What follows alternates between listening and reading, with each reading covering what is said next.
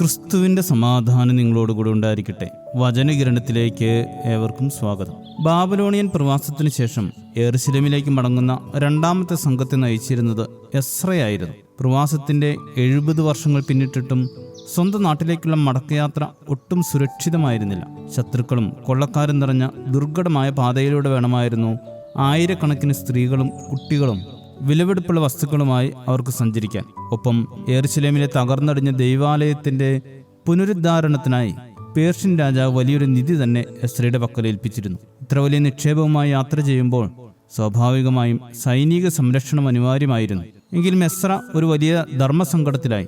ഞങ്ങളുടെ ദൈവത്തിന്റെ കൈ അവനെ അന്വേഷിക്കുന്ന ഏവർക്കും ഗുണത്തിനായിരിക്കുന്നു എന്ന് അദ്ദേഹം നേരത്തെ രാജാവിനോട് ഉറപ്പിച്ചു പറഞ്ഞിരുന്നു. തന്റെ ദൈവം സംരക്ഷിക്കുമെന്ന് സാക്ഷ്യം പറഞ്ഞിട്ട് ഇപ്പോൾ സ്വന്തം സുരക്ഷയ്ക്കായി രാജാവിനോട് കുതിരപ്പടയാളികളെ ആവശ്യപ്പെടുന്നത് തൻ്റെ വിശ്വാസത്തിന് നിരക്കാത്തതാണെന്ന് അദ്ദേഹം കരുതി. തൻ്റെ വാക്കിനേക്കാൾ വലിയവൻ തൻ്റെ ദൈവമാണെന്ന് ലോകത്തിന് മുൻപേ തെളിയിക്കേണ്ട ഒരു വിശ്വാസ പരീക്ഷയായിരുന്നു അത്. അതുകൊണ്ട് തന്നെ രാജാവിനോട് സൈനിക സഹായം ചോദിക്കാൻ അദ്ദേഹം ലജ്ജിച്ചു. യാത്ര തുടങ്ങുന്നതിന് മുൻപ് അഹബ നദിക്കരയിൽ എസ്ര ഒരു ഉപവാസം വിളംബരം ചെയ്തു. അതിൻ്റെ ലക്ഷ്യം വളരെ വ്യക്തമായിരുന്നു.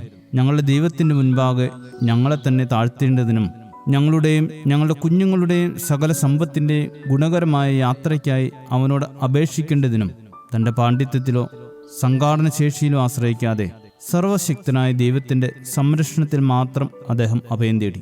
ഞങ്ങളെ തന്നെ താഴ്ത്തുക എന്ന പ്രയോഗം ഇവിടെ അങ്ങേയറ്റം പ്രധാനമാണ്. നമ്മുടെ അറിവിനും കരുത്തിനും ദൈവത്തിനു മുമ്പേ സ്ഥാനമില്ലെന്നും അവൻ്റെ കരുണ മാത്രമാണ് ഏക സുരക്ഷയെന്നുമുള്ള തിരിച്ചറിവാണ് എസ്രയുടെ ജീവിതത്തിൽ നമുക്ക് കാണുവാനായിട്ട് സാധിക്കുന്നത്. ഈ നോമ്പ് കാലത്തിൻ്റെ അവസാന നാളുകളിലേക്ക് നാം അടുത്തു വരുമ്പോൾ എസ്രയുടെ അനുഭവം നമുക്ക് വലിയൊരു പാഠമാണ്. ഇത്രയും ദിവസത്തെ നോമ്പും ഉപവാസവും പ്രാർത്ഥനകളും നമ്മുടെ ജീവിതത്തിൽ ദൈവാനുഗ്രഹത്തിൻ്റെ വലിയൊരു നിധി തന്നെ നൽകിയിട്ടുണ്ടാകും. എന്നാൽ ആത്മീയമായ ഈ വലിയ സമ്പാദ്യവുമായി മുന്നോട്ടുള്ള ജീവിതയാത്ര തുടരുമ്പോൾ ആ നിധി നഷ്ടമാകാതെ സംരക്ഷിക്കുക എന്നതാണ് ഏറ്റവും പ്രധാനമായ കാര്യം. ശത്രുക്കൾ പതിയിരിക്കുന്ന ലോകത്തിൻ്റെ പാതകളിൽ ഈ ദൈവിക നിധി കാത്തു സൂക്ഷിക്കാൻ ദൈവത്തിൻ്റെ സംരക്ഷണം നമുക്ക് അത്യാവശ്യമാണ്. ഇനിയുള്ള ദിവസങ്ങളിൽ പിശാചിൻ്റെ കഠിനമായ പരീക്ഷണങ്ങൾ നമുക്ക് നേരിടേണ്ടി വരുമെന്ന ബോധ്യത്തോടെ ശക്തമായ ആത്മീയ പ്രതിരോധം നാം തീർത്തേ മതിയാകും. നമ്മുടെ കഴിവുകളിലല്ല, ദൈവത്തിൻ്റെ കരുണയിലാണ് നമ്മുടെ യഥാർത്ഥ സുരക്ഷ എന്ന് നാം തിരിച്ചറിയണം. നമ്മുടെയും പ്രിയപ്പെട്ടവരുടെയും ഭാവി ദൈവകരങ്ങളിൽ സുരക്ഷിതമാണെന്ന പൂർണ്ണ ബോധ്യത്തോടെ വിനയപൂർവ്വം ദൈവത്തിങ്കിലേക്ക് തിരിയാം. ഇനിയുള്ള ദിവസങ്ങളിലെ നമ്മുടെ നോമ്പും ഉപവാസവും എല്ലാം ദൈവിക സംരക്ഷണത്തിന് വേണ്ടിയിട്ടുള്ളതാകട്ടെ. ശുഭദിനം നേരുന്നു. ദൈവം അനുഗ്രഹിക്കട്ടെ. യേശുവിൻ കൂടെയുള്ള യാത്ര ആനന്ദമേ, ആ മാറോട് ചേർന്നിരുന്നാൽ ഭയമില്ലേ. യേശുവിൻ കൂടെയുള്ള യാത്ര ആനന്ദമേ, ആ മാറോട് ചേർന്നിരുന്നാൽ ഭയമില്ലേ.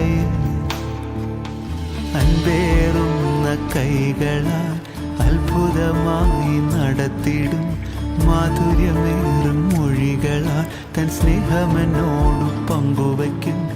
ഒറ്റയ്ക്കു വിടുകയില്ല, മടുത്തു മാറുകയില്ല. ഒറ്റയ്ക്കു വിടുകയില്ല, മടുത്തു മാറുകയില്ല. അന്ത്യം വരെ ആ ചുടുമതി.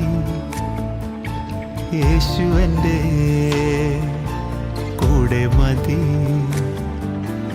അന്ത്യം വരെ ആ ചുടുമതി. യേശു എൻ്റെ കൂടെ മതി.